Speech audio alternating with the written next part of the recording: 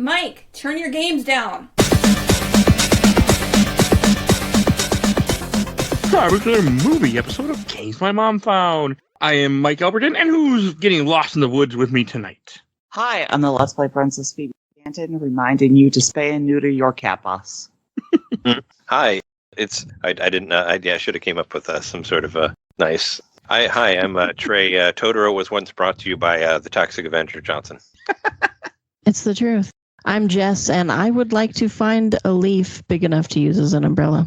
Good time. mean, you could. You just maybe need a time machine, I'm assuming. Yeah. I don't think we have big enough leaves. Florida, I don't know. Do we, like, in real life? Probably like on a palm tree. Yeah, the big, jungle leaves, right? Yeah, or whatever. Somewhere in the world they exist. We can make it work. But thankfully, I don't know. I just started thinking of Jurassic Park when you said giant leaf. I don't know. That's where my brain went. Do you want us to say? Were we supposed to say about our shows or whatever? Yes. Where can people find you at, Trey?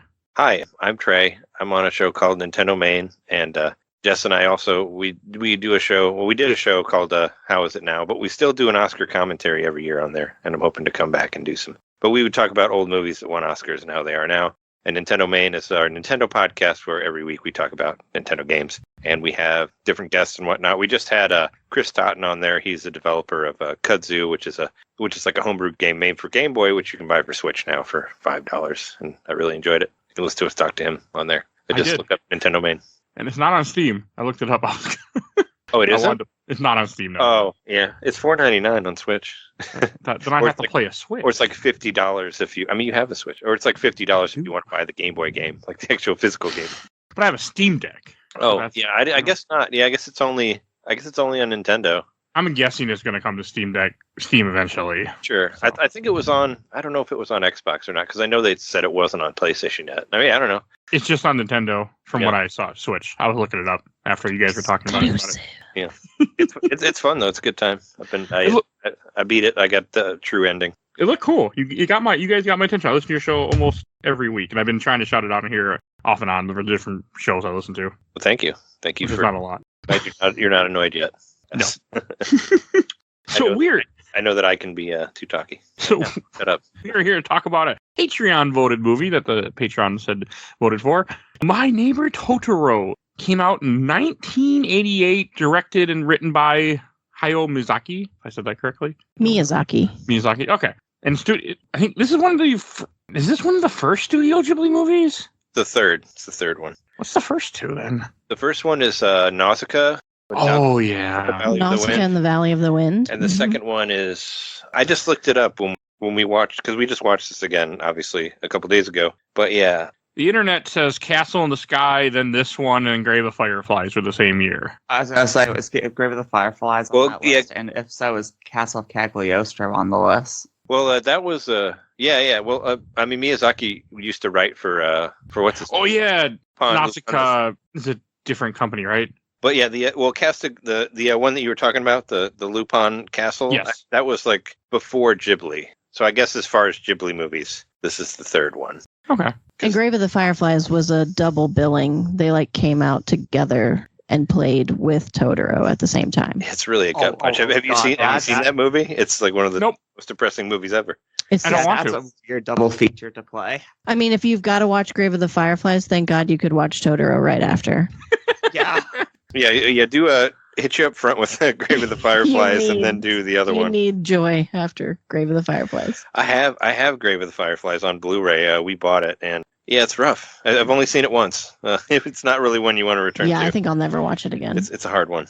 It's a fantastic hard one. Never seen it. I don't want to. I own it because years ago I had bought. There was this weird little electronics store near where I live. And they sold I bought Cowboy Bebop and Outlaw Star and a bunch of different animes, and I bought a big collection of Studio Ghibli movies. It wasn't until years later I figured out these are all pirated. Right. So I think we said it. So it was Nausicaa, Valley of the Wind, Castle in the Sky, and then My Neighbor Totoro. Okay. That were the order that the Ghibli movies came out. And yeah, Castle of Castan, however you say it, Cagliostro is 79. But that was when he was still writing for Lupin. But that was pre-Ghibli, I think. Yeah. So, which we've seen that one too. That one was fun. This was actually my first ever Studio Ghibli movie before I even knew what the hell they were. Oh, that's the fun. into it, I guess. I mean, I was a child. I want to say it was like 5 or 6. My mother had bought this for me on VHS, and we didn't even have a VCR. I remember going to her work on the weekends, and there was like, and she worked at a hospital, so they would have a TV on like a stand that she would bring into the room, in the meeting room, that I would be sitting and playing with my toys, and I remember watching this. Oh wow! So that is magical. So you. I mean, this is the dub, right? The English dub. Like I unfortunately have to watch it dubbed. I can't watch it any other way because of, when you're introduced to something in a certain way. Well, probably when you're a kid too. You weren't used to. I don't know. Knew what subtitles or languages and all that. That's interesting because that was what I said. My middle name earlier. What I found really fascinating about My Neighbor Totoro is, like I said, it's linked to one of my favorite movie companies, Troma Entertainment, who's from New Jersey. They made the Toxic Avenger movie, among many others, very grotesque, over the top punk rock, like I always say like punk rock horror B movie type things. And somehow Troma acquired the distribution of like Totoro from like 1988 through like 2004 or something like that. So like the original English dub through Troma is different than the one that you will see now, because when Disney got a hold of it, they recast everybody and put like, well-known names or whatever in there for the English dub. So you probably heard the original English dub. That's pretty rad. I'd love to hear it. I've only heard the new one, but I was looking through eBay just to see, and I found the laser disc of My Neighbor Totoro that says Troma on the back of it, and I was like, that's amazing. And they were selling it for like $100. But it would. That's worth it. It's like I would.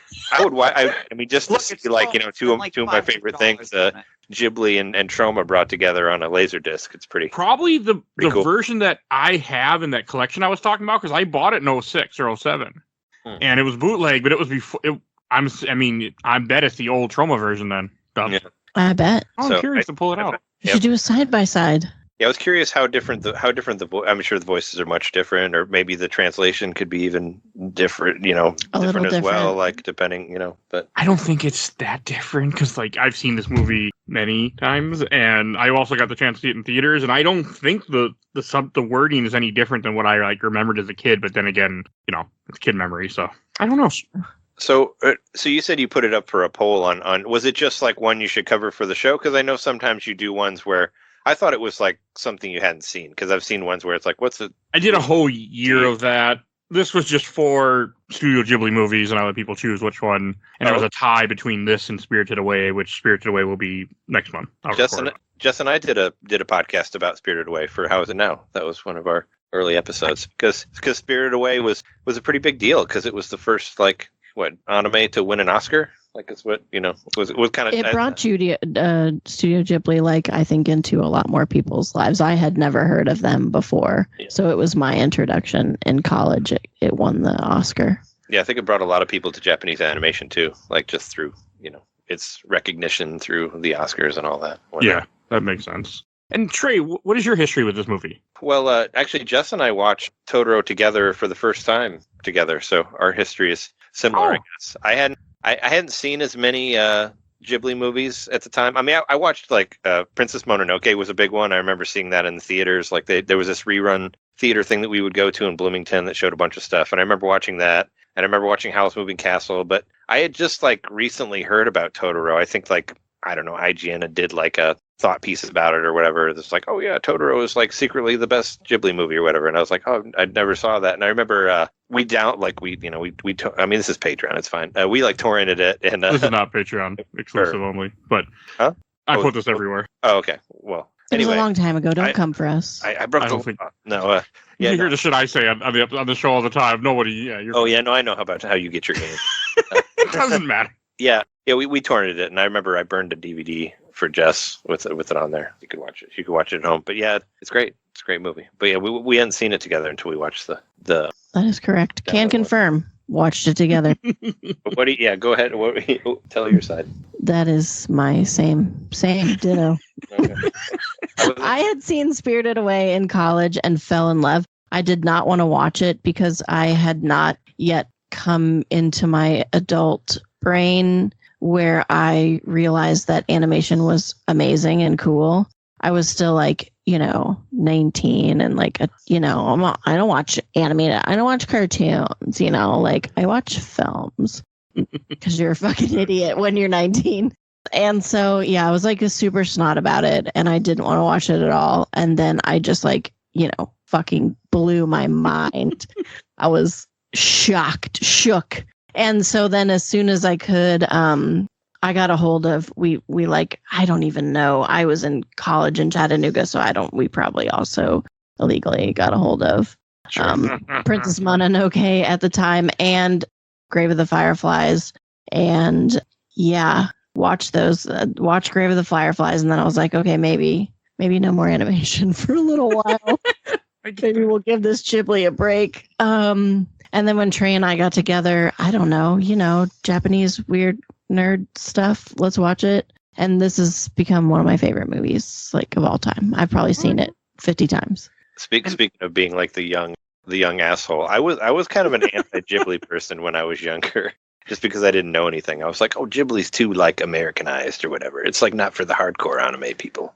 I remember saying that, even though I didn't know shit. I was a total idiot, but I used to say that because I thought that since it was more popular, that it was like not really true Japanese animation. But I'd only seen like one movie really, and it was just the popularity of Spirited Away where I was like, oh no, it's you were too punk rock. It wasn't punk rock.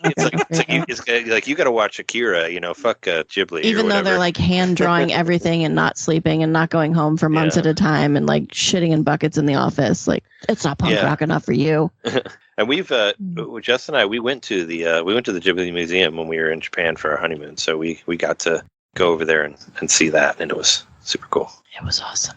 It was the coolest thing we did. The coolest thing I've ever seen is they had this, and you can't take pictures of anything on the inside. You can only take pictures on the outside. So you see like anybody who goes there, you see the picture with the giant Totoro like at the front door. Like we got that picture. But inside there's this like rotating cat bus that is like all these different poses, and it's like going in a circle, and they have like a light like flashing at it, and it animates. So it's like a 3D moving animated object. It's incredible. It's like the coolest thing I've ever seen. If you search for it, somebody has taken a video of it. So if you search for it, you can find this, and it is very, very cool. It's so cool, yeah, because it feels like it's like a real moving toy that you're watching. Like it's really awesome.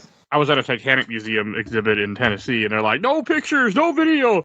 And literally, there was a guy right in front of me taking a video in front of the person saying that. So I'm like, yeah. Yeah, right. People don't care. Well, it's Japan, I didn't want to piss anybody off. I no, know that we did not want to. We did not out take any pictures. Banned from this was Tennessee. Nobody was concerned. Fuck Tennessee. It's Pigeon Forge, Tennessee, which I've said before, and I'll say again, as my southern friend called it. He called it the Rednecks Disneyland. It is. It sure is. Yeah. I know Pigeon Forge. So we know the Forge very well. And Phoebe, what is your history with this movie? This is actually my first time seeing this movie, but I have seen clips from this movie so many times going to Anime Zaka and Harvard Square. I love this movie still. I actually got the chance to see it in theaters, I think last year when they had I know they have the Studio Ghibli, and I went and bought tickets and saw this in theaters. And I still love this film. As I was watching it, a couple of things that really occurred to me I never really thought about. One, I had to find out the year. It takes place 1958. So, 14 years after the war for Japan, except this is a parallel universe. I don't think the war happened. Again, that's irrelevant, but something I was thinking about a whole lot. I thought it was supposed to be post-war, like from one of the synopsis. They're so far out in the country, wherever they are in the country, that Yeah, I thought it doesn't come up. I don't know. I guess when I was just reading some random stuff online, they said it was post-war. We definitely feel more separated from the war than we would in other parts of Japan. I think it's safe to say that. And I'm surprised how cute this movie still is, and just like I was paying attention to a lot more things than I ever did before. I realized while watching this film, because that's kind of happened because of the show. I try to pay more attention to movies now. Mm-hmm. Yep. Sure. Otherwise, just don't have anything to talk makes about. Sense. Well, that too, but I've become more like just appreciating the way they do things. Appreciating like one thing that bothered me every time I watch this movie in the very beginning when they get to the house and they find like that broken pillar and they just start spinning it like, look, it's rotting. I'm like, what are you doing?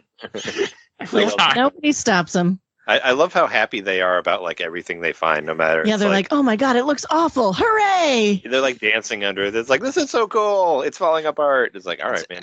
It's just that sense of childlike wonder. Absolutely. Yeah. Well, and trauma. You're not thinking about it, but like they're in a kind of traumatic situation where they're moving wherever they were at. We don't really know why. I'm assuming it's because that her mother is in the hospital, so they're moving somewhere else. So, like, in one case, it'd be traumatic, but yeah, like, they have that childhood wonder where everything's exciting, even though you're moving to a brand new house, and I'd be very upset as an adult human. Half of their movies are about moving. I hate It's moving. true. I hadn't thought about that, but you're right. I think about that either. I really hate moving, by the way. Oh, yeah, me too. Yeah. Fucking hated it. It's Don't the get worst thing Trey ever. started. It was terrible. So, yeah, I had diarrhea for weeks. Moving into our house was like a 14-hour ordeal, and we had movers. So, like, yeah, I get that. I still have boxes in my garage that I've never went through, and I moved 3 years We ago. don't talk about those boxes. They're not going anywhere. I'm like, yeah, they'll just stay there until they rot, then I'll throw them. We got some boxes too. I'm working on it. I'm trying to pull together my my self-esteem to go through them. I have a copy of Time Crisis 4 in box out in the garage for some reason. Oh, we'll keep all your games inside. Get it. I'm actually I I'm missing like 10 or 15 GameCube games, so that kind of gives me a little bit more urge Desire. to try to figure out what's in the boxes, because I'm missing a bunch of games, so they got to be in a random box that I haven't opened. I'm missing shit too, and I'm just like, well, that's okay. I lost a lot of shit when I moved because there's nothing like you lose a lot of shit when you're living at a girlfriend's house and she breaks up with you and you got to get all your shit out really fast. Oh, You lose bummer. stuff. Yep, that's true. Happened a couple times. So, yeah. But no, this movie is just like everything is so charming the way they do it. Like, I mean, I've never had any siblings. I never had a sister. But I love the charm they do with the sisters for the two main characters and just the way that they interact and how she's trying to copy everything she's doing. I love it. May is my favorite character of all time. She's wonderful, and she's kind of. I mean, aside from Totoro, she's also kind of like the spokesperson for Ghibli. Like you see her on a lot of the. Oh, I didn't know that. I mean, I always see Totoro. I mean, Totoro I always think of. Yeah. I've seen her. Yeah, I feel like we've seen her more than once. But yeah, I'd always just loved how silly she is and how much. And fearless and curious. The end part with the corn had me on the edge of my seat the first time. I was like, oh no, nothing can happen to May. And also, both of their names mean May. Like, Satsuki means May? Yeah, Satsuki means May in Japanese, and May is the way you would say May. It's supposed to be about, I don't know. May?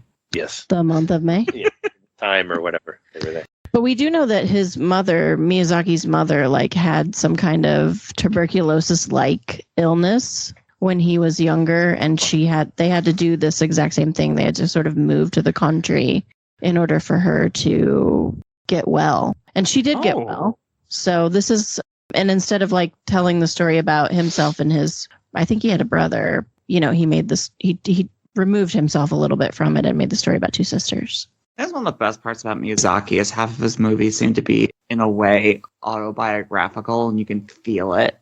Absolutely. Yeah. The way that, he's obsessed with planes and flying, and, planes and flying are a part of every Ghibli movie. Even, Kanta, the, dirty boy who lives next door. Not dirty, he's has, the in the mud, hat. rolling around in the mud, yeah. And he's afraid of Satsuki. The plane. Yeah, and he is building a model plane at some yeah. point in the movie. Yeah, I didn't realize that. Mm-hmm. So you're always on a plane in a Ghibli movie. Sure, yeah. I love how he's terrified of her. It just amuses me so much because I can see myself when I was a child not wanting to talk to women or girls. We have cooties. We have cooties, Mike. So afraid. Yeah. I mean, did you see the way they screamed at those empty rooms? They're terrifying. I'd be afraid too. You gotta scare away the spirits. Yeah, they scared we call them soot sprites, but what was the actual translation of that? It's dust, but what's it called where they type the words at the bottom of the screen? The subtitles. Subtitles. Good Christ, y'all. The subtitles say dust bunnies. Yeah. But I think soot sprites is a way better translation. I like soot sprites better too. I thought, didn't we find out break it down the translation, what it actually was? Yeah, soot sprites, they call them traveling darkness, I think is what the Japanese is. Yeah. Traveling dark or the traveling shadow or something like that. So that's what the literal word is. The literal translation of the word that they made up. It's Sutuwake or something. I don't know. Please don't come for me. I don't remember. I'm just making it up. And then there's another M word, Maduro or something, but they basically mean the same thing, the traveling darkness. Cute. It's so cute. And that one scene when they're I bet they're upstairs having a whole conversation, and you just see the scene of them, and it plays that one thing in loop, And I'm just like, this is so adorable. It's so cute. And then when they finally like go to sleep at night together and like there's like a peace that settles over the house and all the soot sprites like float out of the attic. They're like, oh no. Oh, yeah. This place is occupied now. Yeah. We out. Or when May catches the soot sprite and then she just runs, opens her hand, and it's just dark. Hands are just Yeah. black. Just covered in dirt. She killed it. Or when they ruin the house, when they run around the house and track their dirty feet everywhere. But I also love it's so like so specific when they first come into the house and they find the acorns and Satsuki's like running around on her knees because she doesn't want to because she has her shoes on and you would never wear your shoes in the house. So she doesn't want to take her shoes off. So she's like hobbling around on her knees so that her feet don't touch the ground. Genius. And like such a kid thing to do, like such a kid way to get around the rules. Yeah. They do a really good job, especially in the beginning, of kind of just showing you this family and how it's very much just a single parent household at the time being because the mother is so sick. Yeah. You don't show the mother till a good chunk into this movie before you finally first see her.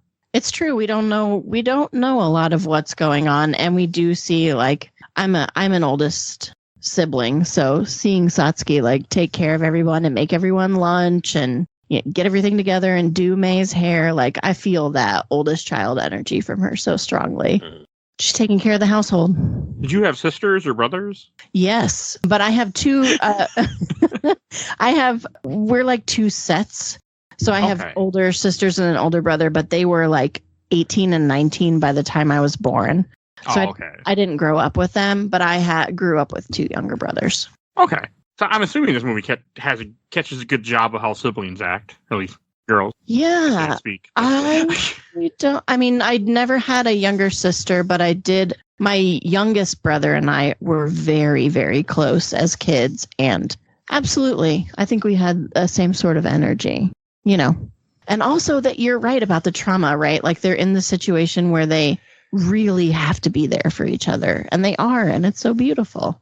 Yeah, everything is different. New school, new place to live, new people. Like, and especially if you're coming from the city. Like I'm a city man. Like I could not imagine living in the country. Like I just, no way in hell. I have to be in a city. I certainly couldn't go back to it. They didn't even have a phone there. They said that like he couldn't like. I thought it was weird. It's like you didn't even have a phone. What if the office wants to call you at home? It's like nope, no phone here. Sorry. Because remember they had to go to a different house. Yeah. To call like their dad when he was at work. And I was wondering if they moved there. Yeah, probably a little bit because of the mom, but maybe a little bit because of his work too. I don't know. That's kind of what I always thought. But he still has to take the train or the bus there or something, right? Because they got to wait for him. I think they just had to move to the country. Back in the day, they didn't know anything about tuberculosis. And it's not quite tuberculosis, but it's a similar disease. And, they really just like the prescription for it was fresh air. So they built all these sanitariums like on top of mountains and in remote areas. They existed all over the country, even here. There was one weird story, but in college, my friend Kat and I like found the remains of one on this mountain one time when we were hiking, and then we did a bunch of research about it. But anyway, yeah, the prescription was just breathe outside someplace. I'm sure that worked really well too. Well, it was better than, because it did get them away from the population. Oh, sure. Yeah. They were quarantined with each other and like smog and soot and all the gunk that existed in cities, like people just burning trash. And you know what I mean? Like there were no regulations. So, depending on where and all that. They never say it's tuberculosis in this movie, but that makes perfect sense. No, they don't at all. They don't, you don't really know. I just know that from Google. Old Google. And it makes sense. I don't know a lot about TB other than when I worked at a nursing home, they do a test for it to see if you have TB because you can't work there if you have TB. Right. Totally. Is it still a thing? It's still a thing. Yeah. Still get it? Oh, yeah. It's weird. When people stop taking vaccine, diseases come back. Who would have guessed? Vaccines are evil, though. So, Phoebe, I have a question for you that you can answer for me. So, what's it like going from a big city to a little town in the middle of nowhere? Oh, my God. You knew it was coming. It's definitely a culture. Where did you move from to?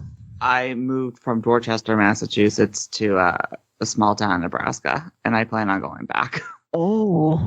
I just wanted to try something new. And big jump. Yeah, it was. I was like, I have to get out of the family house. Let me just try something new. And my God, it's different. Yowza. I couldn't do that.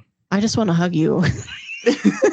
I did have a question about the beginning, though, Please. of the movie. So, at the beginning, May and Satsuki, they're in the back of the truck. Mm-hmm. And on the lookout for policemen. I don't understand why. Is that just because there's no seatbelts, or what's going on over there? Yeah, I think they just shouldn't be in the back of the truck.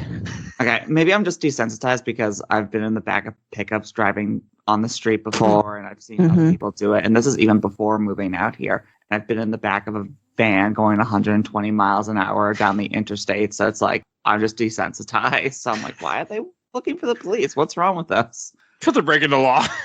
Also, Japan is very policed. A little more, well, I mean, and people more like are like, obey the rules, like that sort of thing.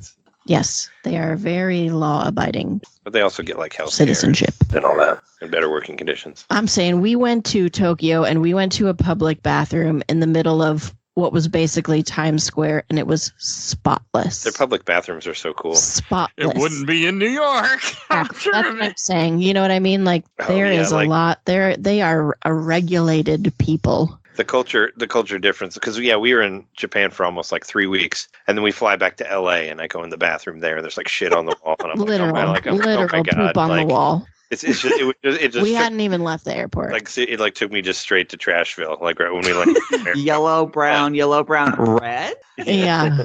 It's like, oh yeah, I didn't know it was going to be that much of a difference, but yeah, America. That's what I heard from people. I've heard that just Japan is so much different compared to us. We're slobs. Everything is very clean, and the trains are always on time. And they don't even have like public trash cans because trash cans are kind of dirty in and of themselves.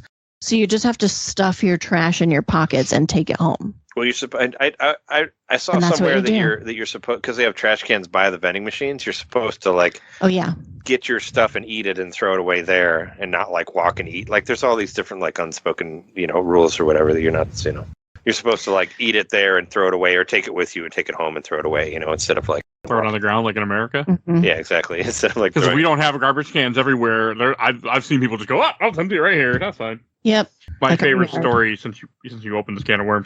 I used to work at a retail store, and there was a woman that once had a van, and she would just come in our parking lot and just open her van and just throw like old fish and all sorts of stuff just on the parking lot and drive off. Oh, fish? God, what? Fish? She would buy stuff. Just like a big raw fish, just like, just drop it off, and she would just dump in her parking lot and drive off. I yelled at her, made her and banned her. But yeah, she's just come and drop, and then we just have to go get garbage bags. He's like, okay, go clean up the trash. That's bizarre. So you had to clean up the fish? I did, yes, one time. That's awful. It wasn't very. For $7 an hour. Nobody wants to. It was 11, ma'am. Well, state mandated 7. It wasn't very good. But no, this movie's just, that's just what I was thinking about watching this movie, is that what the kids are going through, and like that's why May is so clingy to Satsuki, because of the fact of what they went through, and that's all she has, because she's kind of taken over the mother figure since the mother's not there. Absolutely. Just everything with it is just so it's just so cute to me, like, and to think about, like, that's what I had to look up the year, like, with it being 1958, like that makes sense. Rural area. Japan, I don't know Japan very well, but I also can think about how old the house must be. That went through my brain, like, this is probably 1800s house. Oh, yeah, you're right. I hadn't thought about how old the house was, but you're probably right. It has to be, because it's definitely not new. Well, let's think about how old the tree is then. Like, I love that tree. The tree's probably 5, 6, 7, 1,000 years old. A tree that big? It had to be. It's such a pretty tree. It's so beautiful, and it's so magical, and it's so, harkens back to Alice in Wonderland. There was actually like the first time that May sees the Totoro, the little bitty Totoros who are getting the acorn seeds, and she's going through the magical tree tunnel. I swear for a second I heard a little bit of music from Disney's Alice in Wonderland, which I didn't look up to see if it was before this or not, but I was like, that would be like so amazing and so Ghibli of them, I think, to put a little bit of it in there. And that reminded me of I want to say it before I forget, but the name Totoro, found out also, is like it's like the wrong pronunciation of troll in Japanese, right? Yeah. And it's supposed to be like Tororo. That's why the translate. I don't know if you've seen the subtitle version, but they say troll a bunch of times, and it's Tororu.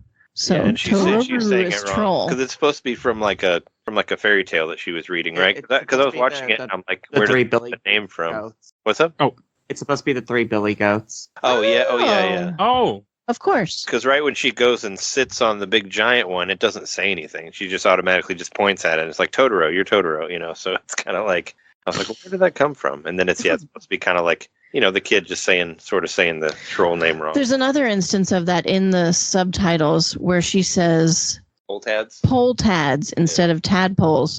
And I wondered if if she's saying it wrong in Japanese, and so they did like a whoop whoop translation of it so that we would know that she had said it incorrectly. But it also sets us up for the mispronunciation of troll that we don't really know because we don't speak Japanese. But that's cool. I had no idea that's what it was. I also didn't think about the fact that you do have 3 Totoros. You have the small little white one. You have a bigger gray one that I swear was blue when I was a child. I swear it was blue. It's kind of blue. I mean, it was VHS. It could have been. It could have been a little warped. I would still argue that it's kind of blue. It was blue when I was a kid. I swear. No, it's blue. When I watched this last night in Disney Plus, I'm like, that's great. Oh no, I think it's still blue. On Disney Plus. Yeah, I was There's a white HBO Max. Sorry, Max. I was gonna say it's on HBO. Well, I didn't know. I guess a blue one. I think in some. Well, I guess in some countries it's on Netflix because everything's different. Like because some streaming services you can't watch. Or like when we went to Japan, you couldn't watch Hulu anymore. But a lot of stuff that was on Hulu is on Netflix now, and it's VPN. shipped around. Disney's Alice in Wonderland was 1951, so that there could have absolutely been like 3 little music notes that are a reference. I'm going to say I heard him, damn it. Well, they kind of like influenced each other. I mean, obviously, like Japanese animation was like influenced by Disney in a way, like old Disney, but then newer Disney was influenced by Japanese animation, and kind of like Yeah, and plus circle. Japan has no problem using some music, like, for example, Earthbound. I mean, how many tracks in Earthbound are a little copywritten there? Yeah, some people claim that's why Mother 3 still isn't out because of some of the copyright songs. I don't know. Could be. I think it's just, they just don't give a shit. They're never going to put it out. Yeah. But you have to. It's available, people. You just have to sell. I played it. Yeah, we got like a physical copy of it that you could buy like off Etsy that has the American with the tomato translation. That you could play on your Game Boy Advance, and just played it all the way through. I played. Guess what? Just play Earthbound. That's my suggestion. Yeah, you like Earthbound. Hot take. Just play Earthbound and forget about Mother 3. Yeah, but I got the emulator on my phone, so I can play it now. I just find it hilarious how upset people got especially when Nintendo did that, when they're like, "Yeah, Mother 3 is coming to Japan." I just laughed my ass off. That was very funny. Yeah, that was a fun. Stick a poker in your ass. They announced for everybody, "Oh, Earthbound Beginnings," and I'm like, "You mean Mother 1?" Yeah. Yep, I didn't play that one. It's hard. Don't. It's really hard. I'm not going to. You got to grind like crazy because they give you like no experience points. I'm just gonna stick with Earthbound. I don't even like Earthbound, by the way. So yeah. You don't? No, I don't. Oh, I'm sorry. Oh. Mike, you're wrong. Mike isn't the right. What, you don't like Earthbound either? I'm not the biggest fan of Earthbound. It was something person view and the whole ticking down HP. Like, I think it's a good concept. It ruined RPGs for me. I cannot play them now because it's too good. Because the story is so fun and funny and compelling that it really screwed me for life. You played Chrono Trigger. Yeah, I have played Chrono Trigger. Chrono Trigger's the best. Well, then you played the best. You know what? I mean, I kind of like Earthbound better than Chrono Trigger. You do? Oh, we got married for a reason.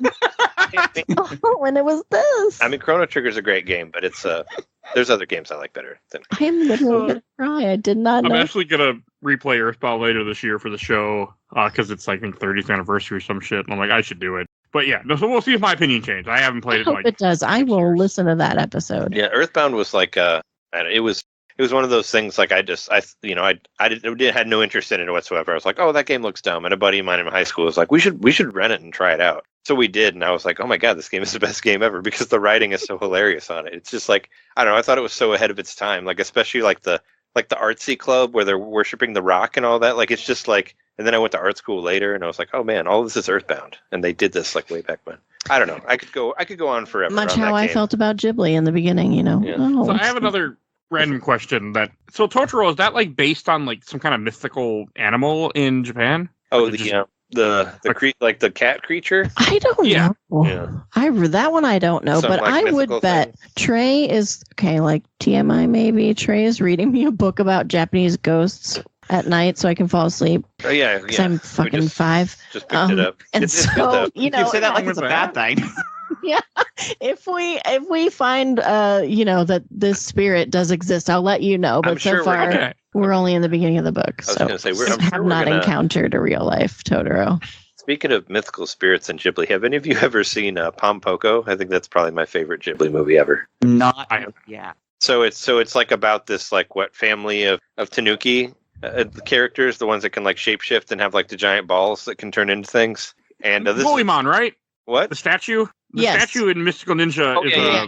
I'm sure you've seen. Well, you saw Tanuki Mario, from Mario 3, like that. he didn't have any balls hanging down. It's a mythical No. Japanese creature, but in that movie they just go for it. Like there's a part where one of their testicles can turn into things too. So like their testicles like turn into a giant boat that like Carries them to the next world. takes them across the I've sea Literally. to death to the other world. But they have this crazy battle with all these different Japanese mythical creatures in there. There's that one that has the giant eye on its butt that's like an actual Japanese creature. It's amazing. They've got a lot of I love that movie so bonkers, much. It's cool mythical creatures. But this one I don't know if it's based on anything. So the thing I read earlier was that it was supposed to just be a kami, like a spirit of the forest. That one of the major themes of the movie is animism, which is the idea that right. all the objects in your house and different parts of the world all have spirits or guardians. And it makes sense when you think about it, because even the dad is just super chill with this idea of like, oh, you're hanging with a forest spirit? Yeah, cool. Well, and there's like a part that I noticed where he like worships the tree for a second. Do you remember that earlier? Yeah, or they goes over to and the tree. he like goes Yeah, over they and find the real thanks tree the and he thanks them. Yeah, for he, like, taking care Which of makes sense. he does. I mean, one. Tree as a being or whatever. Well, yeah. I mean, it also makes sense that there's old temples that are just kind of there still, because I feel like Japanese culture wouldn't be like, we'll destroy this, where the European American culture would be, we're going to steal this and sell it.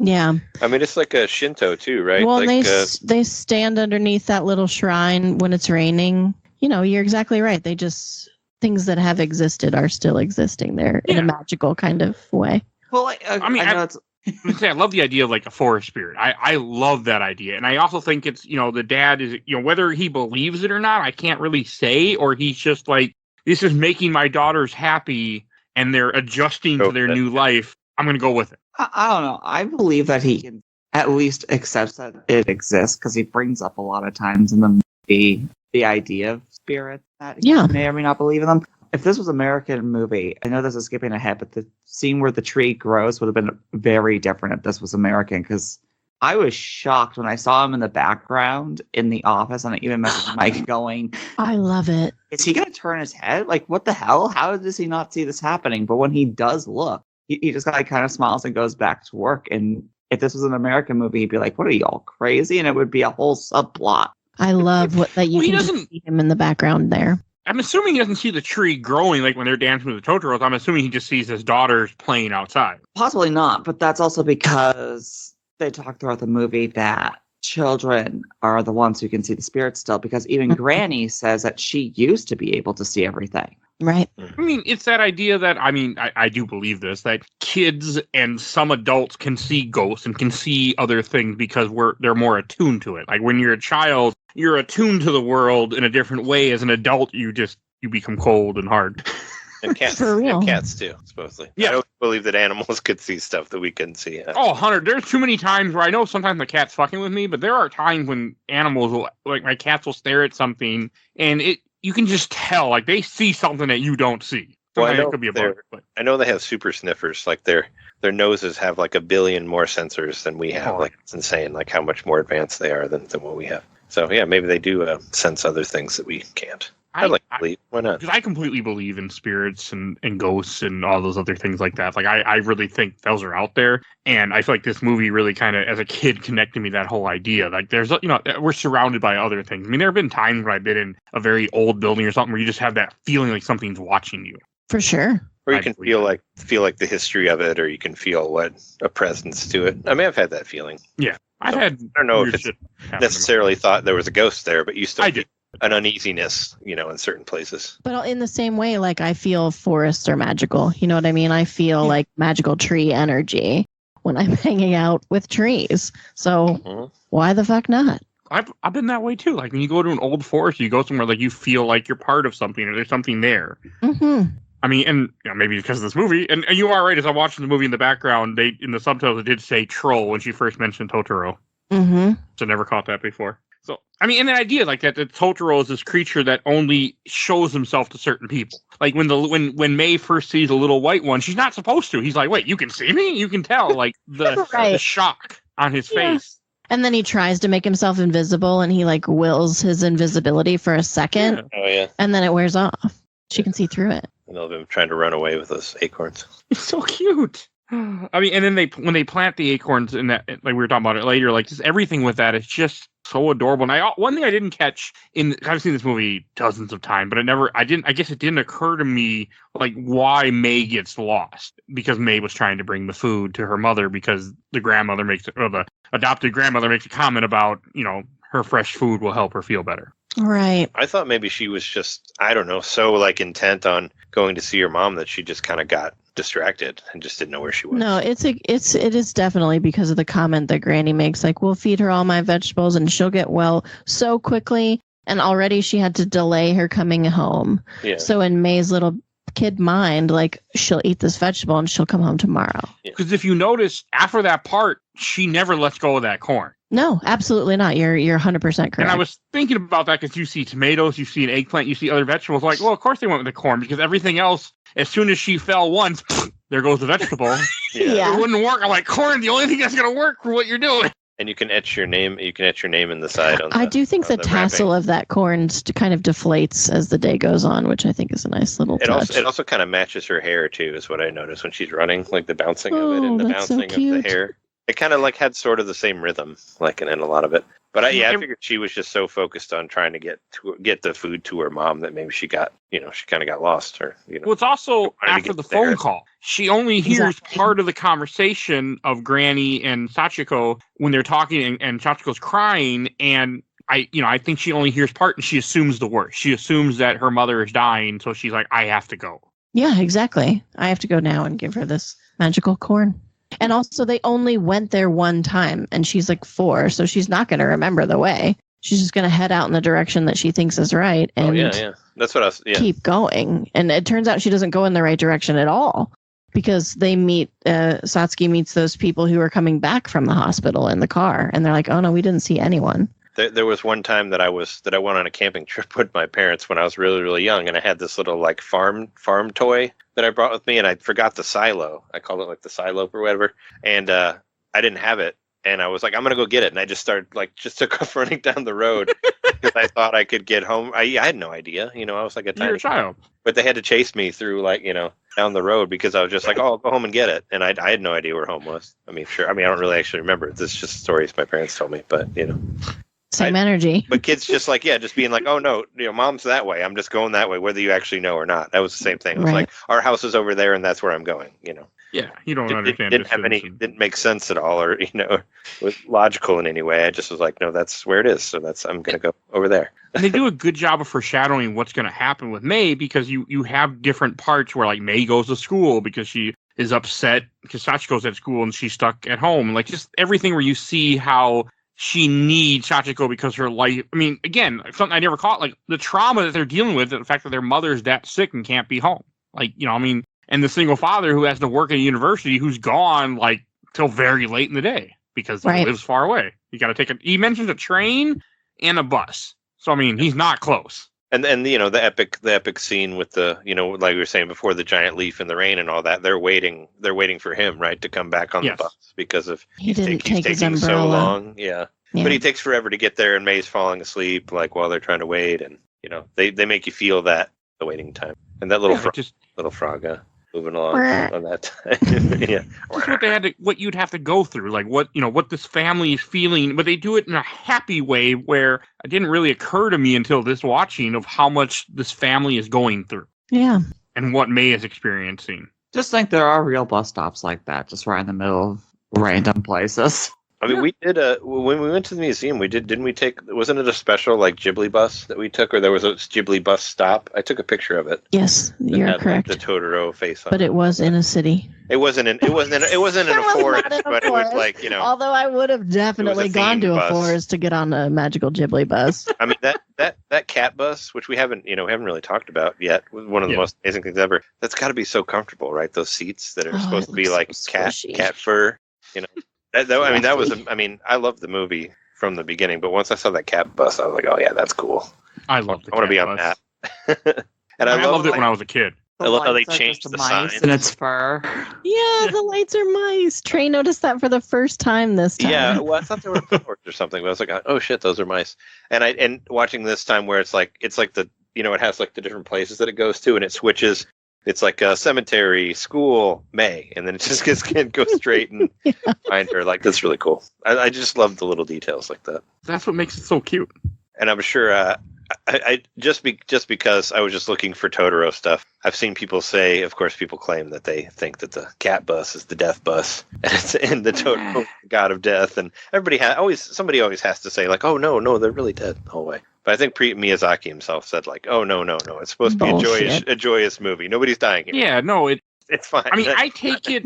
They're not getting carried to the other side by the cat bus. But they had some, you could make some arguments. They're like, oh, well, no, the mom saw them because she was almost dead, and that's why she saw them in the tree, but the dad didn't, and then like that sort of thing. And there was also like a case, I guess, in that area where these two kids killed themselves and claimed that they had seen cat spirits before that, like before the movie was written and blah, blah, blah, and all this stuff.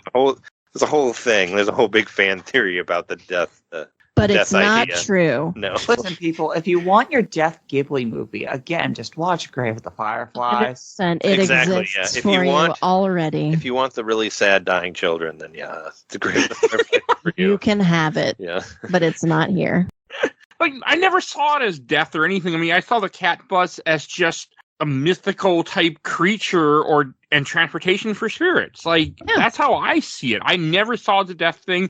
I did think about the fact with the mother, when the mother's like, I think I saw them, and saw the kids in the tree, as an idea that she was sicker and closer to death, so she was more closer to the spirit world. But that's it. Mm-hmm. But then again, I mean, they were in the tree, so like maybe she saw that. And I love, again, this is a sign that the dad believes in all of this. He just goes, well, maybe he did. Yeah, right. Totally. He's just so in it. He's there for everything. You know what I mean? He just sounds like a really good person. Good dude. Like him. Like he's really trying with his kids too, and he's trying to, help them and take care of the mother and like just be a good, like when you see him working, but at the same time he's still interacting with his kids. He's not being like an asshole and he's like, go get out of here, I gotta work. Well, there's like a couple of my favorite, like all my favorite parts of this movie are parts where there's like very little talking and they're just like doing things.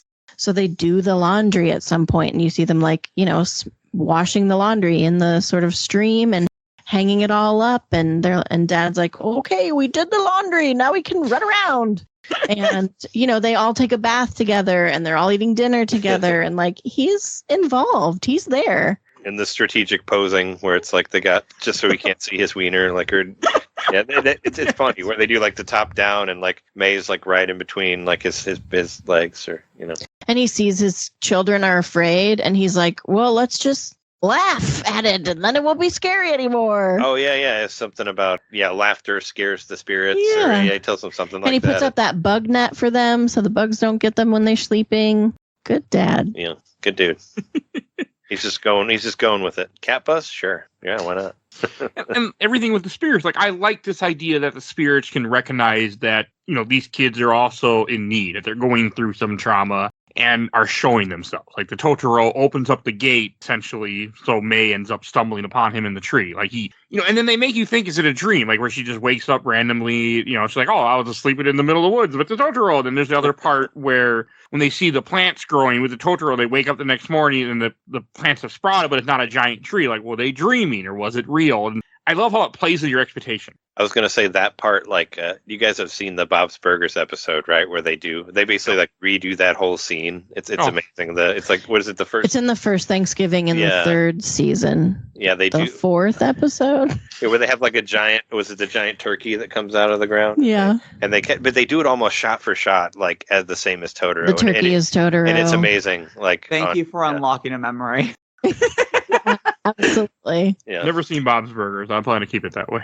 Oh, really? Oh, wow, rude. It's like, yeah. I mean, I don't like the animation. Oh, I was You're gonna say, wrong. did you ever watch Home Movies? Did you watch the show Home Movies? The first No. season is Oh, rough, Home but it Movies gets is great. better. I loved Home Movies so much, and that's what brought me to Bob's Burgers because it was one of the main writers started Bob's Burgers, and also the voice of Bob was the voice of Coach McGurk from Home Movies. But yeah, I just couldn't do it. The animation just turned me off, and I don't like a lot of sitcom cartoons. It's not like anything else, I promise you, because I don't like them either. I think It's it's just great. ugly to me. No, I don't know.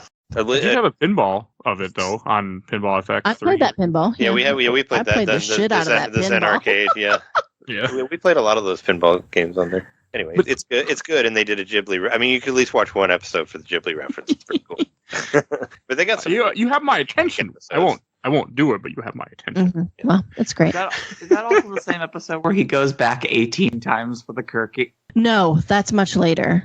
This is the episode where It's the one with the Thanksgiving Fish song, right? Odor hires them to pretend to be his family so he can bone that weird Calamity Jane type character. Yeah. Oh yeah, And it is where we get the song Pass the Cranberry Yeah. Sauce. that was. The famous Thanksgiving song. I love that because Thanksgiving doesn't really have songs. But Bob's like drinking absinthe or something, right? And that's why he has this crazy vision That's exactly what of happens. the yes. Totoro scene. Yeah, so that's where it comes from.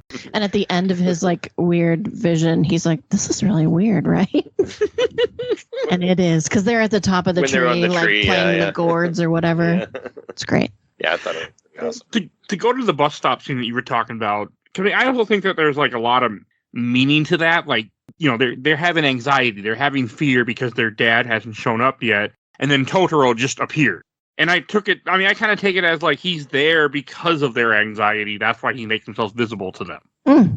Yeah. Like the whole thing where he actually takes, they give him the umbrella. And like, I do love how he plays with the umbrella, how he just makes all the water fall. And you just think, it's so cute. From the tree, Yeah, like where he where he does jumps, Yeah. all the the giant stomp, rain yeah. falls down. It's so cute. I also, the playfulness of it. I'm watching the scene right now. I'm wondering if he didn't think they could see him because he also, when she talks to him and hands him the umbrella, it's like, you can see. He kind of just looks at her like, what?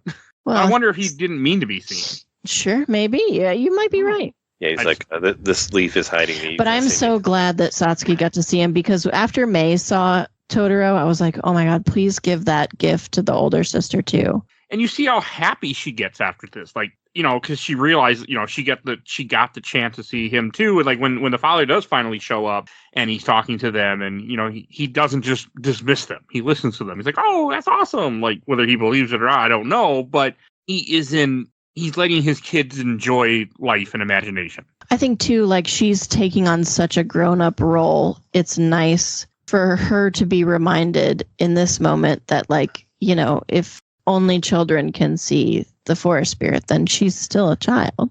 Yeah. She's still a kid. And she gets to be a kid in this magical kind of way, which I think is awesome. And not too responsible for taking care of the family. Yeah, That she can still have the both. youthfulness.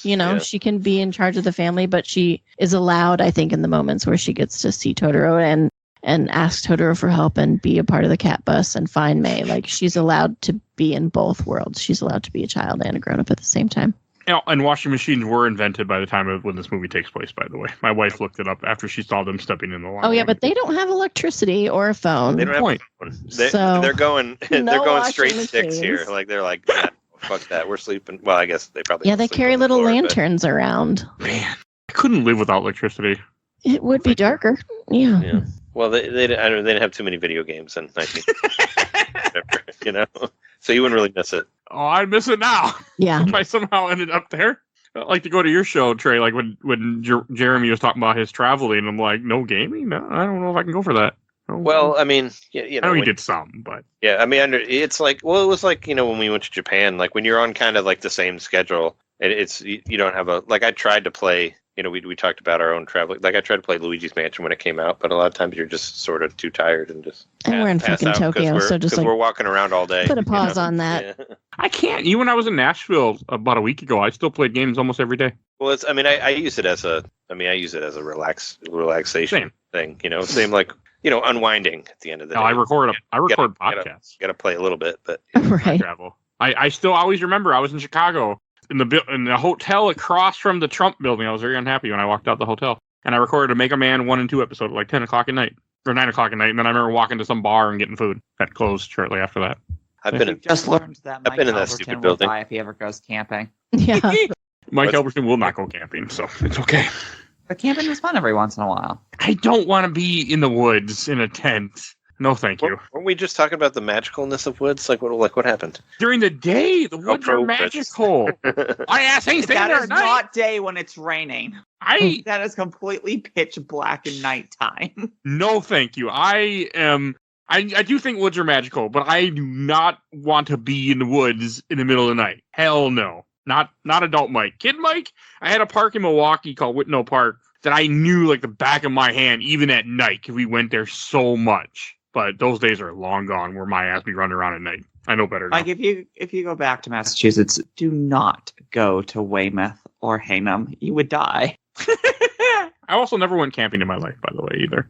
Oh, ever? I would say Jess and I went camping a couple times, but I just don't want to sleep on the ground anymore. It hurts. We bring an air mattress. We put an air mattress in the tent. It makes it better. Yeah. I don't know. I'm good. I stayed at a cabin a couple years ago, and we just got shit faced and drank all the time. Sure. But we were also right across from a bar, so Sounds great. It was pretty fun. But you can get shit-faced camping. You can bring the beer totally get drunk camping too. with you. And the fun thing is And you get to grill things. you don't have to go far to go to sleep. You can just drink in front of the tent and you can just tumble in there when you're done. I mean, I just drank. We had a room, and I just went and passed out on the mattress. But I was inside a building. Sure. I can't remember if it had electricity. It had electricity, just not very much. It was shitty, but you know what? I had a lot of beer, so it was okay. Mm-hmm. And Fireball, lots of Fireball. Oh, no. My wife loves Fireball. Doesn't it have like? Doesn't it have like? Fucking 19. I was gonna say, doesn't it have like formaldehyde in it or something? I don't know. Yeah. What? Isn't it made Fiberglass? from I think some it's weird, fiberglass. Yeah, it's made from some No, weird for real. Look it up. I'm pretty sure It's not a. It's not. It's not. it has an acceptable level of fiberglass in it. Yeah, flavored whiskey. Done with it. Yep. I love whiskey, but no flavor. I don't drink I don't drink hard liquor very often. Usually just beer. But when I was in the cabin, there was lots of everything. But liquor, whiskey is. My grandma, Whiskey's wonderful. side note, No flavors. went through a huge fireball phase. Yeah. So much so that she would carry like little, like shooters of fireball in her purse to go to senior events, and she would like pass the fireball around. People. So she earned the nickname Fireball. So all her like senior friends, that's what they call her. And there's still Fireball at the house because people kept buying it for her. Yeah. Even though she didn't like it anymore. It's true. So. I just love that you just said 20 bottles of Fireball like hidden in the floorboards. I mean, I had a Fireball phase. I think we all did, but that was before I discovered real whiskey, I guess. Oh, I don't like any alcohol. I don't like any strong alcohol. I just like I love wine. I love beer. Oh, wine. Yeah. Wine will get you Wine's a messed. wine's a sneaky fuck too. You gotta be I've careful. got fucked up over wine without. I'm like, I'll just drink the whole bottle. Oh, that was not a good idea. That's happened a few times. Yeah, I had that with a buddy of mine. Yeah. Where we drank like a bottle of wine, like a bottle and a half of wine together, and all of a sudden I was on my face in the bathroom, and I was like, oh yeah, maybe I shouldn't drink wine anymore, because you just don't know, and all of a sudden you're on your fucking ass. It's like, oh shit. I usually don't get. I don't drink to the point of vomiting too often. That's a good. No, we're that's a old good idea. enough now, hopefully. Yeah, I try not to. Sometimes it happens, but I fall asleep too long before that happens. That's what happens to me. I just pass out. So, and I just almost never drink because usually my wife goes out with her friends and I'm driving, so then I won't touch it. But the few times when I'm like, we're just sitting at somebody's house and I'm like my house or our cabin, then I do. I'd say you probably got to have drinks for the podcast, right?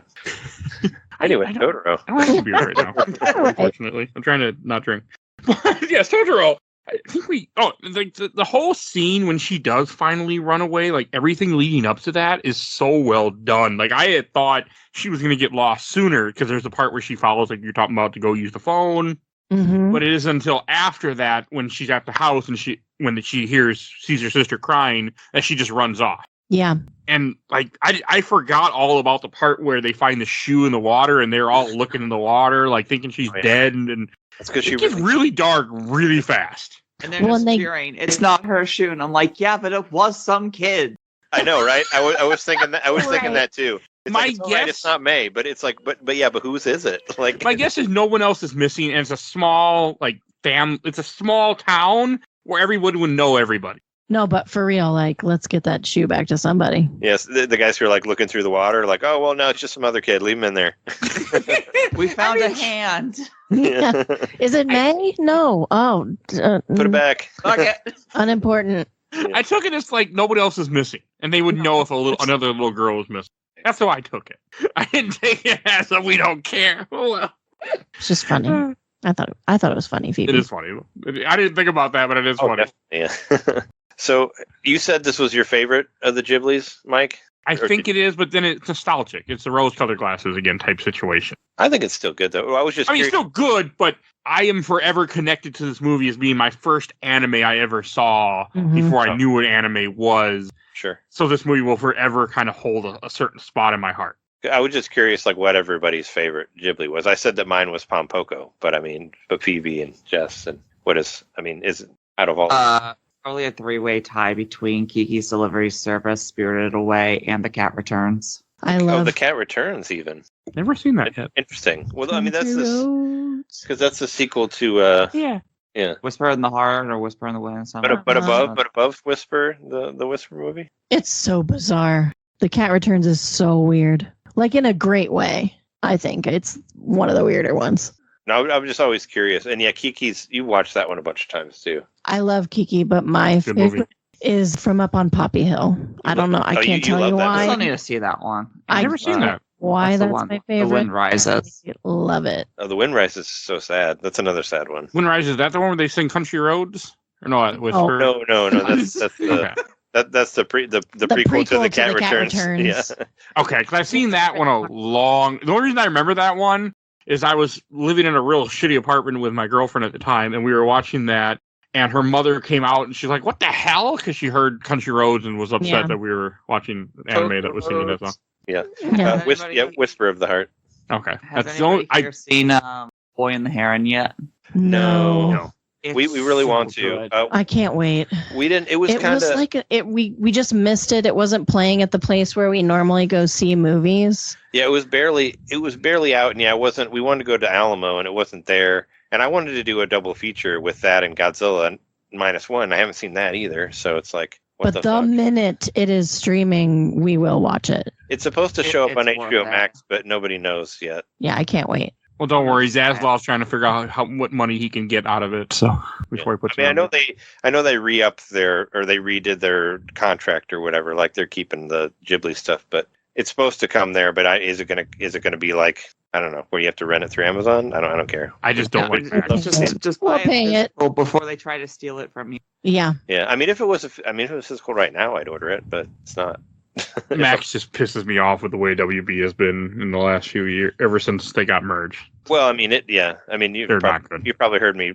I don't know if I bitched about it on the show, but it kind of fucked me over too, because a lot of TV shows like lost their budgets or got canceled or whatever. So I had a, aside from the strikes, that kind of. Oh yeah, because of what you do for work. Because What you do for work, I forget. Oh yeah, for my audio stuff, because I work on a lot of like reality / true crime stuff, and a lot of people's budgets got hacked or whatever, got axed by the merger. You got to meet Robert Englund at one point when you did a movie with him. Yeah, well, that was a long time. I know.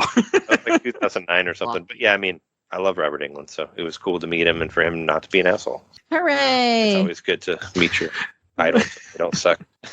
No, he was a lot of fun. He was really cool. I was trying to be as little fanboy as I could be. I didn't want to tell him about my Nightmare on Elm Street pajamas when I met him. I was trying to be cool. Sleep love sometime. Yeah, I probably did. Well, I had the plastic ones because my idea was like, if I'm a fan, he won't kill me. I was terrified of him, but I was like, if I wear the Freddy clothes, I'm in. I'm in. I'm immune. He knows I'm with him, so it's fine. He's not coming. I'm on his side. It's all right. So I say you funny. did nothing wrong.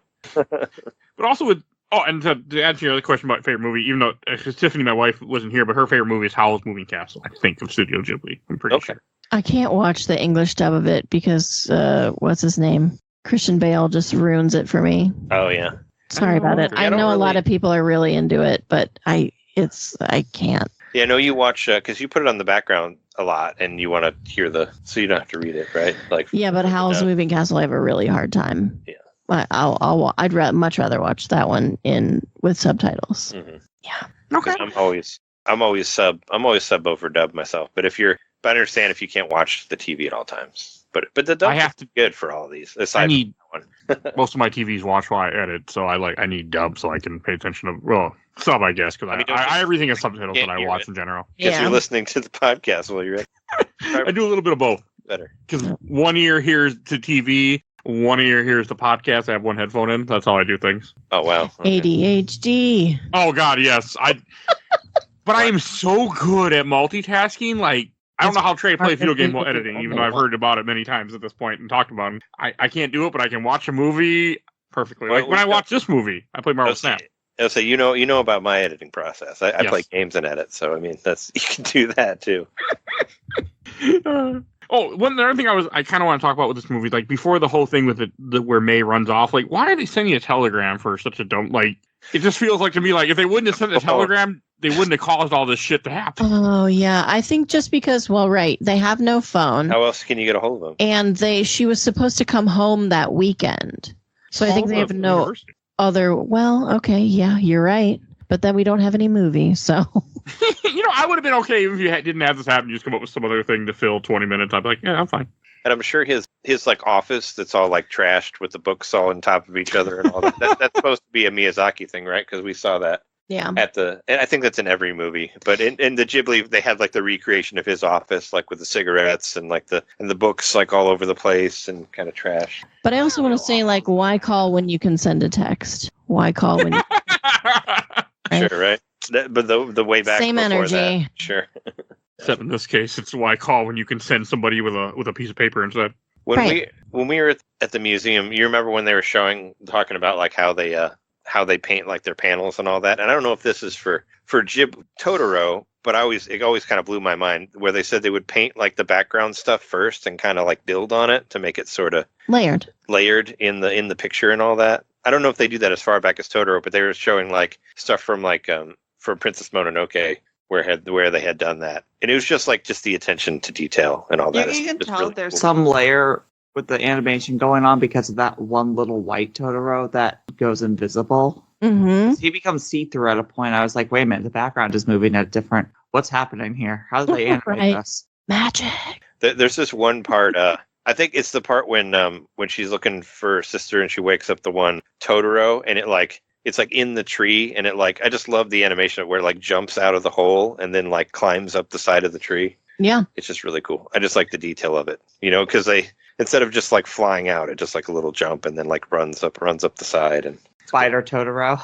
Totoro. Yeah.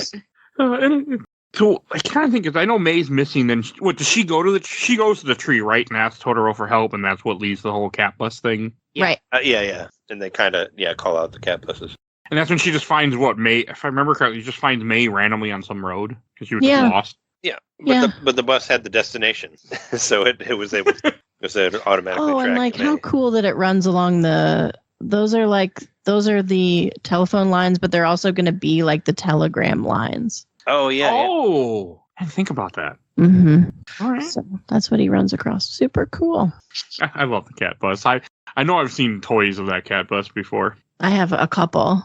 Got some of them, and there's was it the one we were at that had the giant cat bus that you can go in? Yeah, at the Ghibli Museum.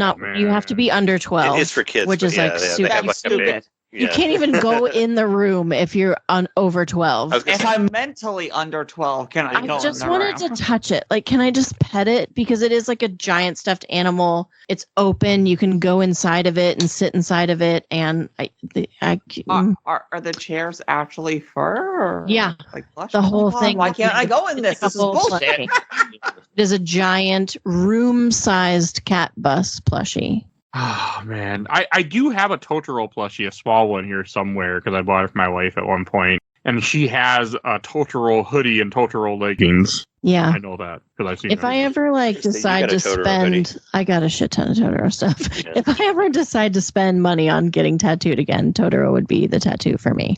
Was there any... Because they, do you remember isn't there like so when you go to the museum, there's a 20-minute movie that you can see there that you can't see anywhere else, that you can't like buy or whatever. And they change it like, every week or something like that? Every couple of weeks. And they have like 6 or 8 of them in rotation. Is there anyone that kind of takes place in the There is Totoro one about world? May. Do you remember? There is one about May. Okay. I think we bought a book of it. We bought a book with that was like a storybook, but it showed the animation. Like it had the same art and all that. There's a really cool one with sumo mice that we wanted to see that one, but awesome. We watched the one with the spiders on the water. Yeah. But yeah, there are these short films, and you can only see them at Ghibli, and there's a bunch. But you can buy a storybook of all of it. But it's really cool. That is cool. I couldn't remember if there was any specifically from the Totoro world or not. Yes, there are. I've heard of them before. I've been interested in Studio Ghibli for so many years now. Yeah, one of the things obviously. that's really stuck with me. That's so cool that you got to experience this as a kid. Like that is so magical. And they have I believe they have a house in Japan too that's modeled after this. Yes. Right? Don't they have a Totoro house? That's what Google told me too. Yeah. I think so. I think I saw pictures of it online. It was funny when I was watching this, and you just see the kids running. I was like, it was nice to run that much when I was younger too, because now I'm older. Mike would be dying on the side of the road. Yeah, after running that distance. absolutely. You watch their dad run around in those wooden sandals, and I'm like, how, dude? How? That's another one of my favorite parts that I forgot. When he goes through the tunnel and he takes his sandals off and puts them on his hands. Yeah. And 'cause walks he's crawling on and his hands. walks like a little like the spider. I thought that was so cute. Yeah. Yeah, and you see him coming out with them on his hands. Then his hands don't get dirty. Yeah. Did you need? But I mean, it makes sense to kind of like that they're all working like rice paddies and everything, and farming like you would do. Yeah, in totally. 1958. It's crazy to see Granny out there, though, right? I mean, like, she look old, and she's out there in the rice paddies doing rice things. Yeah. Oh, and when they put for some reason, it always amused me as a kid and still does, when they put the vegetables in the basket and she lowers the basket into the spring to make them cold, I'm like, that is really cool. So smart. I don't know why, but it really amuses me. Old school fridge, baby. You see, if you live in the north, you just winter, you just throw everything outside. Put it right outside. That's right. Not this year, but normally, yes. Right. This year was not cold. No. Which was wonderful and terrible at the same time when you think about the consequences of what's going to happen. But hey. And then, I'm trying to think here, I'm just kind of like, when they do finally find her, because the cat bus and Totoro, and then Totoro takes them. I do like when they go to the hospital when the cat bus, the thing changes to the hospital. It's so cute. But like, if she wouldn't have asked for Totoro's help, like, might have just died. From which? May would have just died. Oh, I also didn't realize if you look at the cat bus, when it's jumping down, the cat bus has balls, you can see. Yeah. That's why really? I said Spain, New York cat bus. I did not Well, get that. it's like it's the Tanuki cat bus. I'm surprised they got away with that. So. Japan has different. Oh, yeah. It's Japan's not. it's like it's like how you can see like Goku's wiener in No Dragon Ball, right? It's fine. I'm surprised that because America's like guns good, sex bad. So. Well, yeah. in Japan, it's the opposite. That it's just biology. You have it. What does it matter? Yeah, there's a lot of it's like the family bathing and all that. Like it's a normal thing. Hanging out with your fam, naked in the bath. Why not? I guess they're young enough that maybe. I mean, that still happens around the world in some places every once in a while. Sure. It's just dependent on the family. Yeah, they're such a cute family though in this movie. And one thing I was kind of thinking about is what the mother has such a giant forehead. I kept thinking about that every time I see her in this movie. I mean, so does May. May's head is huge. I was actually kind of wondering about that when we were watching it. I was like, is that like just a symbol of Japanese children? Like you'll grow into your head later, your head right, when you're younger. Then it kind of works out when you I go. just realized that the bath scene actually has a second meaning to it because they're living just in the middle of the country. They're not going to have that much hot water, so they're all taking a bath at the same time. Oh yeah, I didn't even think about that. I didn't think about that either. You see, that's because one, it's not 1958, and two, we have more technology. Yeah, you don't have a water heater out there, so you gotta conserve as much as you can. Again, I can never. I have to live in a city. No way. Every time I think about country life, there was I think last year or the year before, at some point I went up to Grand Marais, Minnesota, which is near the Canadian border, and I just remember just seeing these houses up in the mountains, and I'm like, wouldn't it be nice to live out here, away from everybody, and just write? And I'm like, who am I kidding? I'd miss life. You could live out there and edit. As long as I had internet, my wife would go crazy. But other than that, I'd be. I was a little bit jealous of all the space they have in that house. That's a big house for just this. Yeah. 4 of them. More to clean. Yeah, that's true. That is true. Yeah. She's not wrong at all. and they clean it like all hunched over, and they do the bend over run. You don't do that at home, Trey? You don't? Yeah, but that's get it. every Ghibli I would throw my as well. back up doing that. Just come home and just find Trey in the ground like ah. Yes, I would. I'd be the same way, Trey. You know, it wouldn't. I'd be dead too. Just laying there. Just Swiffers. Yeah, same. It works. It's just funny It's to me. actually Like, really fast. Just, not so nimble. no, I like no. the way it looks. The animation looks cool. Oh yeah, when you're young enough, you can fuck your back up doing And that. they use that exact same animation. I mean, it's not the exact same animation, but it's the same. They do the same thing in Spirited Away. Yeah. No, I was thinking that too. Yeah, with the bent over. Yeah, Mhm. watch the. That's a great movie too. And in the very end of this movie, you get your song that I can't stop singing today. With the Totoro, Totoro. Been in my head all day. So when I made when I made the DVD for Jess, it was like I made it through like iDVD or whatever. But I put that song on the menu, on the main menu, when you turned it on, so it would just play it Yeah. over and over again. And it had like a picture of them sitting on the tree. Click on it. It is a catchy freaking song. Yeah. It really is. I love it. It's such a cool song, and I couldn't stop singing it today. Well, I love. You know what else I love is how much stuff happens in the end credits. Like mom comes home, they have another baby. They What? play with the baby. Do they? I was wondering if that was. that's. I don't think I ever watched that much of the credits then. I thought, Yeah. There is a whole lot of stuff that happens in the end credits. That's a lot of Ghibli movies, right? Where it ends, but then it continues through the credits, and they kind of give you like Some more of the the epilogue story. or whatever of the story there. But I was at first I thought maybe it was another kid, but then I thought maybe it was other, because then I looked at others that said that they were playing with other kids. I think it's their baby. You think they had a third? Yeah, they had a third I one. do. Oh, okay. Never thought it. I've never paid attention to it. It Well, tells more of the story. you're gonna see that it the mom today. came back and all that. Yeah. When Well, it probably gets- not, but you have my attention. I don't see myself going back. Yeah, even though I just had it on just now, but yeah, I don't. It's like how you are. It's like Right. how you are with games. You watch a movie and then you just throw it out. You just delete it off your hard drive or whatever. Never watch it again. You're not that far off. I I know you do that with games where you like wipe your file or you delete the game or whatever after you're done with it. Oh yeah. As soon as I beat it, it's uninstalled, and wherever the save file go, who knows? I'll someday get around to it again. I'll start over. So Do the same Except thing. for Vampire Survivors and Marvel Snap. Survivors is a wonderful game that's hard to put down. I never Yeah. uninstalled on my Steam Deck, even though I don't play it anymore. But it's never got I uninstalled. still play it. Had to play that whatever the Among Us DLC. Fucked I around. bought the DLC, but I didn't mess with it yet. I just don't care. I don't know. That game, I go through my phases with the Vampire Survivors. When it gets to the point where everything has to be half an hour, I'm just kind of like, yeah, it lost its touch. Now, Marvel Snap, on the other hand, I never put that down. Yeah, still haven't played it. I haven't downloaded You're it. playing it I should. right now. You're not wrong, Phoebe. I just put it up to see what the missions were for Oh the my night. god. So, Pay attention. Stay on target. Marvel Snap don't require a whole lot of attention. It's okay. All right, any other things you guys want to say about this movie before we go on to Shelf Stacker Box?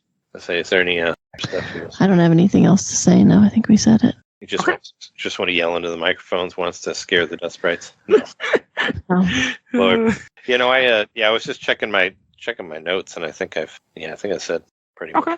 All right, let's go for it. Yeah. All right, and I'll go first. I'm going to put this on the shelf. I mean, this movie holds a special spot for me. It always will, because it's my first anime. And in my opinion, it's still one of the better anime movies I've ever seen. So I love this film, even though when I watched it last night, I was playing Marvel Snap while watching it just because, well, I know the whole movie. Like, I knew what was coming. I knew some of the lines even. I was like, nah, but I still enjoyed it. Still love watching this movie. And it's just kind of one of those things you just kind of, I'll put on every so often when I'm editing or something, just to have it there. Because it's just so cute. And I got to see it in theaters, and I'm so happy I did. But it's going on the shelf, and still love this movie. What about you, Phoebe? I'm gonna put this on the stack. It's super cute. It has a lot of childlike wonder in it. The soundtrack is great, but at the end of the day, I think it's just been all these years of it being hyped up has kind of brought it down a little bit to me. There's such a thing as overhype. Yeah. That being said, if I'm ever in a bad mood, this is definitely going to be a choice on the list of things to lighten up the day. Not Grave of Fireflies?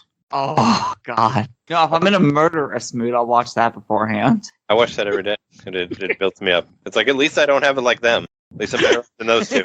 At least we got a house and we can eat real food. That's the one Studio Ghibli movie I have no interest in ever seeing. You're okay. Yeah, Yeah, I just don't see it happening. It just sounds too depressing. I'm like, no, I'm good. it is. And what about you, Trey?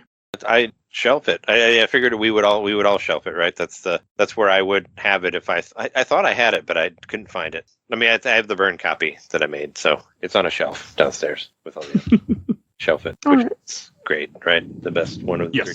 I too put this on the shelf, baby. Love it. Top 10 movies of my life, maybe. Nice. I love this movie, so definitely a keeper for me. It's still fun. It really is. I mean, I look forward because probably sometime next month we'll talk about Spirits Away and that'll come out eventually. So that's another one. I'm looking forward to talking more Studio Ghibli movies because I do love them. I would like to see this in the theater. Like I said, the only one I saw It was cool. was Mononoke, which is awesome too. And that one's so bloody, and I love the gratuitous amount of blood in that movie. I've seen 4 or 5 Studio Ghibli movies in theaters so far. I've only seen Boy and the Heron. I did not see that one. Nice. Well, you're the envy of us for sure. I saw this, Kiki, Howl's Moving Castle, Princess Mononoke. I think that's it so far. If they release Kiki back into theaters, that's it. None of you will hear from me that day. I'll just live in the theater and watch it over and over again. Yeah, that would be me too. Yeah. All right, and Phoebe, where can people find you at? Hi. You can find me as the Let's Play Princess over on Twitch and YouTube. And Trey. Oh, yeah. Nintendo Main Podcast. I'm on at Nintendo_domain on Twitter and Nintendo Main on Blue Sky. I don't know. Just look up Nintendo Main. You can find it. Google it. Maybe your podcast is what people need to find. And how is it now? Yeah, if you search for Frab Jess K, like Frab Just Day, but Frab Jess K, that's my handle on pretty much everything. So I make TikTok sometimes. They're dumb. That's TikTok in general, though. Yeah, it is. So it fits right in. I tried making TikToks of just animal videos, but then sometimes I do it, but normally I'm like, I just don't care enough. I mean, I don't have TikTok, but TikTok is still everywhere. Like, it's on Facebook, it's on Instagram. Like, whether you say you like it or not, you still see it because it's invaded everything. So it's like disease. You can't. It's like, We can get rid of TikTok. like but tuberculosis. YouTube It's coming for all of us. Yeah. And it hasn't been banned yet, even though I know they're thinking about banning TikTok for some weird reason. They want to sell it. They want the Chinese to sell it to a different company so it's not owned by China. It's dumb. Yeah, they could just buy it and like Twitter, and that worked out for Elon, right? Yeah. He's doing great things with that. It's thriving. It's so great. Oh, the newest thing with Twitter, since you brought it up, and I like to just do random shit at the end of these episodes. Yeah, with the Twitter, I guess he's going to start making you pay to tweet. It's a new thing. The last thing I heard is that if you're not on it now, you have to pay to join. Yes, but he wants to add something where everybody has to pay to use it. Oh, and that's the moment when it's the best way to make it even worse than it already is. Make everybody pay. That's the moment when it's uninstalled. Because I don't use it, I just every so often not every so often. I post when I post episodes for the show. I'll post on Twitter too because people follow the show on Twitter. But when he says, I mean, we've actually gotten in touch with a lot of people like guests and stuff like that through Twitter. You can. It has actually helped out a lot for reaching out to developers and whatnot. I feel like people are less on Twitter than they used to be for some reason, but well, sure, but I mean, sometimes you can still. I don't know. Twitter was it used to be beneficial, and I have I have my list of Nintendo news sites that I can all put in one place on there where I can look whenever so he charges you for it. What's happening? Whatever. Yeah. Well, he wants to charge everybody. I'm not to paying. use Twitter. Man, it makes a sort of cosmic sense that the conversation that makes this podcast episode longer than the movie itself is about the Muskie Man. It might not be when I edit, but yes. Yeah, he's cutting all this, which is fine. No, I'm not. This is all stayed in, by the way. I just cut out spaces and ums. I don't cut out stuff I don't cut out good content. Sure. Why people listen to the show? So we listen to my reviews. You listen to the dumb shit that comes out of my mouth afterwards. It's all the fun, right? Let's talk about a whimsical, cutesy movie, and then let's talk about corporate BS. I've been making fun of Twitter ever since Elon bought it. I'm not going to stop until it goes under. Sure. But find you on there. I am on Twitter, yes. It's my game I'm on Twitter. I'm on Blue Sky. I'm on Threads. I'm just not on Mastodon. That's the only one I'm not on. What is Mastodon? It was like one of the first let's take over now that Twitter's trash, right? That was an early one, I thought. Yes. Mastodon. It's also a metal band and they're pretty good. Yeah, that is true. Mastodon is cool. I tried to use but I just didn't care. I didn't like the way it was, and I couldn't get it to work. The only social I will not install is Truth Social. I will not be downloading that one ever. So Don't know No. what that is either. Yeah, that's the conservative I think bullshit, we're right? pretty far from that. Oh, I very much am. I mean, I won't even install Rumble. Rumble. It's like a stream. It's like a YouTube sort of thing that people who got kicked off YouTube go to. Oh. I thought that was browsers. Y'all are just making shit up now. Yeah, I forgot the Truth thing even existed. I was like, and then all of a sudden when I went to search Mastodon just now, it showed me an ad like Truth Social. I'm like, you No. not see. Come on, phone. You listen to what I say. You know I am not the guy that's gonna be. You don't need to sponsor that ad to me. Like, come on now. I can think about two things wrong with that name. Well, I mean, phones hear what you say. Like, for example, I was talking with a friend of mine about the Titanic Museum, and then that night she texted me because she got an ad for the Titanic Museum. Oh no, yeah, I've seen Yeah, that. phones here. When somebody talks about earphones and it shows up. But I think that's everything I need to say, so we'll just wrap up this I think we're good. Yeah. If you enjoyed this episode, there's over 600 other episodes of this podcast. Everything I do is on Podbean. We do movies, comics, TV shows, whatever shit people convince me to talk about. So go check out our giant catalog. If you want to support the show, we do it at Patreon. For a little $1, you can vote in our Patreon. We have polls, 1 to 2 polls every month, so definitely go do that, and you get to affect the show. Like, that's how this came on the show. And we have a Discord. You'll see links in the show notes. Please join our Discord. I'm always happy to have new people chat with us. And also want to give a shout out to my awesome intro and outro courtesy of Helena at Hell Haster. You can follow her on TikTok, Twitch, Instagram. You'll see a link to her link tree in the show notes. And want to give a shout out to A Gamer Looks at 40 with Bill Tucker, who's on the show quite often. So definitely go check him out if you haven't yet. I was on that show. I was on that show too. Oh, you were? Yeah, Nice. he did. We did an episode. Well, I haven't listened to it yet, but anyway, he talked to me about Final Fantasy VI for his Final Fantasy because he's doing his whole through Final Fantasy thing. So I did it, but he said he was going to split it with a bunch. He splits. Yeah, it's crazy what he does. I was a guest on one or multiple episodes. It's probably not out yet, but you will be multiple. Yeah, but we did talk, and it was. I just talked with him about Mystic Question 4 a couple days ago. Oh, okay. Yeah, it was a couple. I don't know, maybe like a month ago or something. He cuts everything up. He takes forever. What he does is incredible. I'm like, nope, no, thank you. You can. I will stick to my method. I give him props, but I couldn't do it. Sure. Oh, and check out Nomads of Fantasy and the Nintendo Main Podcast, which I usually shout out because I listen to your show almost every week now. Thank you. I enjoy it. I enjoy the ramblings of you, Jeremy, and John. But thanks for listening, and thanks for having us on the podcast. Of course. And please follow us on Facebook, Instagram, Twitter, Threads, Blue Sky, TikTok, YouTube, audio only, and review us wherever you get your podcasts. It helps us out, any reviews. And I think that's everything I need to say. So we will see you guys all next time. Bye, everybody. See you. Goodbye. Bye.